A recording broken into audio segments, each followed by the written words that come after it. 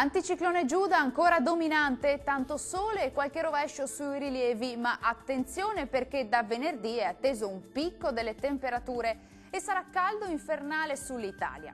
Vediamo intanto insieme il dettaglio del 20 giugno. Sul Veneto tanto sole e bel tempo quasi ovunque, da evidenziare più nubi con locali temporali pomeridiani sul nord bellunese. Diamo uno sguardo alle temperature, clima molto caldo con massime tra i 29 e i 35 gradi, valori minimi intorno ai 16-20 gradi circa. Che tempo farà sul Friuli Venezia Giulia? Sole splendente ovunque, salvo qualche velatura innocua sui settori occidentali.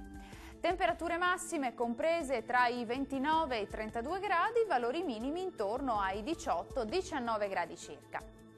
Spostiamoci ora a vedere che tempo farà sul Trentino Alto Adige. Mattinata con sole prevalente salvo poche nubi sparse, peggiora nel pomeriggio con l'arrivo di qualche temporale sulle aree centro-orientali dell'Alto Adige.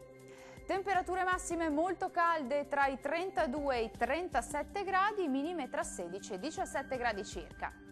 Il mare sarà calmo, localmente quasi calmo nella laguna di Venezia, i venti moderati da sud-est, localmente deboli meridionali sul golfo di Trieste. Dal meteo di Antenna 3 per ora è tutto, arrivederci!